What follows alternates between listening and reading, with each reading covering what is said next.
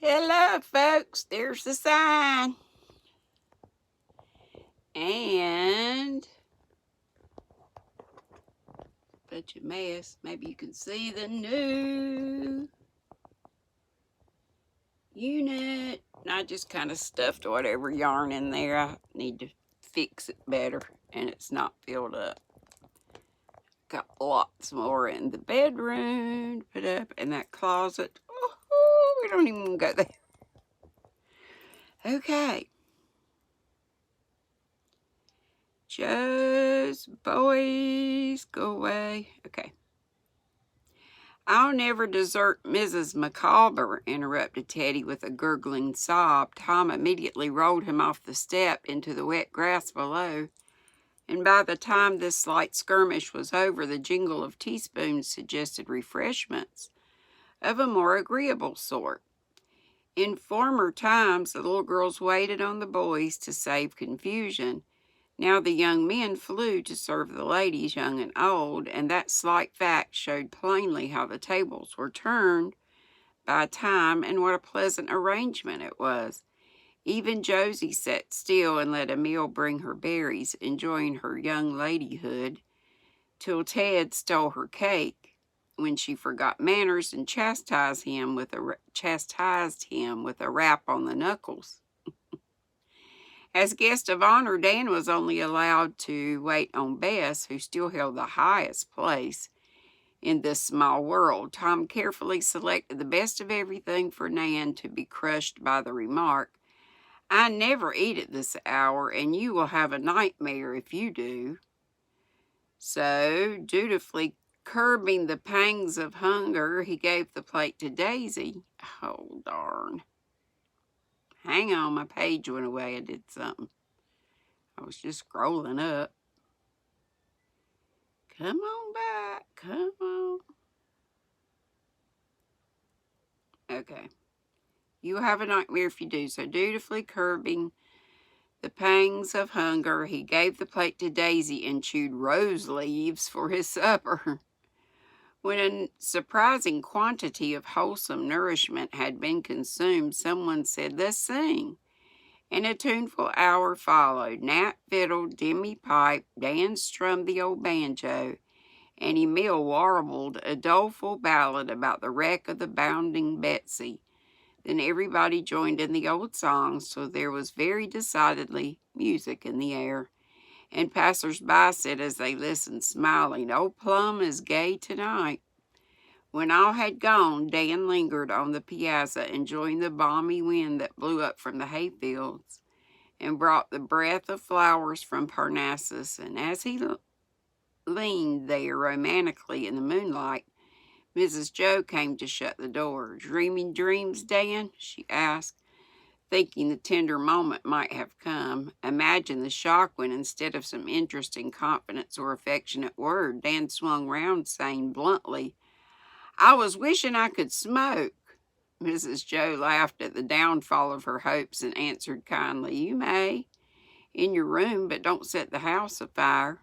Perhaps Dan saw a little disappointment in her face, or the memory of the sequel of that boyish frolic touched his heart, for he stooped and kissed her, saying in a whisper, "Good night, Mother," and Mrs. Joe was half satisfied. That was the end of 4. Had I known, I would have read that a little bit more. I didn't look. So we'll go on with chapter 5, called Vacation. Everyone was glad of a holiday next morning, and all lingered over the breakfast table till Mrs. Joe suddenly exclaimed, "Why, there's a dog!" And on the threshold of the door appeared a great deerhound, standing motionless with his eyes fixed on Dan. "Hello, old boy, couldn't you wait till I came for you? Have you cut away on the sly?" "On up now and take your whipping like a man," said Dan, rising to meet the dog, who reared on his hind legs to look his master in the face and bark as if uttering an indignant denial of any disobedience. "All right. Don never lies." And Dan gave the tall beast a hug, adding as he glanced out of the window where a man and horse were seen approaching, "I left my plunder at the hotel overnight, not knowing how I should find you. Come out and see Octo, my Mustang. She's a beauty, or Octo." And Dan was off with the family streaming after him to welcome the newcomer. They found her preparing to go up the steps in her eagerness to reach her master, to the great dismay of the man who was holding her back. "Let her come," called Dan. "She climbs like a cat and jumps like a deer." "Well, my girl, do you want to gallop?" he asked, as the pretty creature clattered up to him and whinnied with pleasure as she rubbed her nose and slapped her glossy flank. "That's what I call a horse worth having," said Ted, full of admiration and delight, for he was to have the care of her during Dan's absence. "What intelligent eyes! She looks as if she would speak," said Mrs. Joe. "She talks like a human in her way. Very little she don't know. Hey, old lass?" And Dan laid his cheek to hers as if the little black mare was very dear to him. "What does Octo mean?" asked Rob. "Lightning. She deserves it. As you'll see, Black Hawk gave her to me for my rifle, and we've had high times together out yonder. She saved my life more than once. Do you see that scar?" Dan pointed to a small one half hidden by the long mane, and standing with his arm around Octo's neck, he told the story of it. "Black Hawk and I were after a buffalo one time and didn't find 'em as soon as we expected, so our food gave out. And there we were, 100 miles from Red Deer River, where our camp was. I thought we were done for, but my brave pal says, 'Now I'll show you how we can live till we find the herds.' We were unsaddling for the night by a little pond. There wasn't a living creature in sight anywhere, not even a bird, and we could see for miles over the prairies. And what do you think we saw? What do you think we did?" And Dan looked into the faces round him. "Ate worms like the Australian fellas," said Rob. "Boiled grass or leaves," added Mrs. Joe. "Perhaps filled the stomach with clay, as we read of savages doing," suggested Mr. Bear. "Killed one of the horses," cried Ted, eager for bloodshed of some sort. "No, but we bled one of 'em. See just here. Filled a tin cup, put some wild sage leaves in it with water, and heated it over a fire of sticks. It was good, and we slept well. I guess Octo didn't," and Josie patted the animal with a face full of sympathy. "Never minded it a bit. Black Hawk said we could live on the horses several days and still travel before they felt it. But by another morning we found the buffalo, and I shot the one whose head is in my box, ready to hang up and scare brats into fits. He's a fierce old fellow, you bet."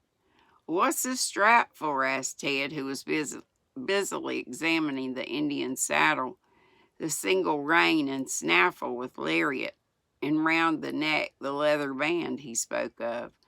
"We hold on to that when we lie along the horse's flank farthest from the enemy, and fire under the neck as we gallop round and round. I'll show you." And springing into the saddle, Dan was off down the steps, tearing over the lawn at a great pace, sometimes on Octo's back, sometimes half hidden as he hung by stirrup and strap, and sometimes off altogether, running beside her as she loped along, enjoying the fun immensely, while Don raced after in a canine rapture at being free again with his mate. So Don is Dan's dog. Don and Dan. It was a fine sight, the three wild things at play, so full of vigor, grace, and freedom, that for a moment the smooth lawn seemed a prairie, and the spectators felt as if this glimpse of another life made their own seem rather tame and colorless. "This is better than a circus," cried Mrs. Joe, wishing she were a girl again, that she might take a gallop on this chained lightning of a horse. "I foresee that Nan will have her hands full setting bones, for Ted will break every one of his trying to rival Dan. A few falls will not harm, and this new care and pleasure will be good for him in all ways. But I fear Dan will follow a plow after riding Pegasus like that," answered Mr. Bear, as the black mare leaped the gate and came flying up the avenue to stop at a word and stand quivering with excitement, while Dan swung himself off and looked up for applause. He received plenty of it, and seemed more pleased for his pet's sake than for his own.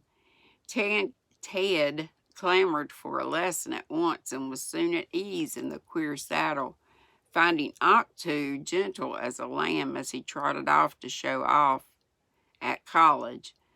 Bess came hastening down the hill, having seen the race from afar, and all collected on the piazza while Dan yanked the cover off the big box the express had dumped before the door, to borrow his own words. Dan usually traveled in light marching order and hated to have more luggage than he could carry in his well-worn valise. But now that he had a little money of his own, he had cumbered himself with a collection of trophies, won by his bow and spear, and brought them home to bestow upon his friends. "We shall be devoured with moths," thought Mrs. Joe as a shaggy head appeared, followed by a wolf skin rug for her feet, a bear skin ditto for the professor's study, and Indian garments bedecked with foxes' tails for the boys. All nice and warm for a July day, but received with delight nevertheless. Ted and Josie immediately dressed up, learned the war whoop, and proceeded to astonish their friends by a series of skirmishes about the house and grounds with tomahawks and bows and arrows, till weariness produced a lull. Gay birds' wings, plummy pampas grass, strings of wampum, and pretty work in beads, bark, and feathers pleased the girls.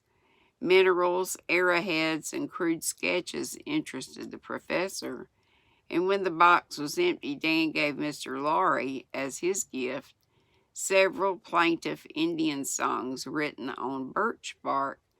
"We only want a tent over us to be quite perfect. I feel as I ought to give you parched corn and dried meat for dinner, my braves.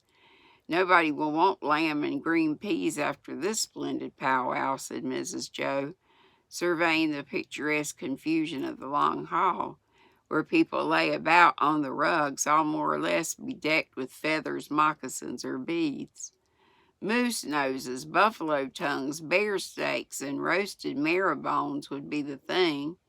But I don't mind a change, so bring on your baba and green meat, answered Dan from the box, where he sat in state like a chief among his tribe with the great hound at his feet. The girls began to clear up, but made little headway, for everything they touched had a story, and all were thrilling, comical, or wild, so they found it hard to settle to their work till Dan was carried off by Mr. Laurie. And sorry, folks, but I'm going to have to stop right there. Oh, so dry mouth. Ugh, it's terrible. Terrible, terrible. Okay, let me just get my bookmark right. Oh.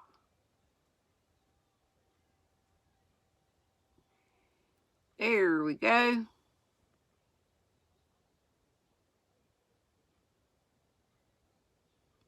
Dan was carried off by Mr. Laurie. Okay. All right, we'll stop there. And hope you all have a great Saturday. And I hope to see you at 3 bells, live at 3 Eastern, which is just in a couple hours, a little less than 2 hours. Bye-bye. Love you. Be sweet. Don't be ugly. I think I said that.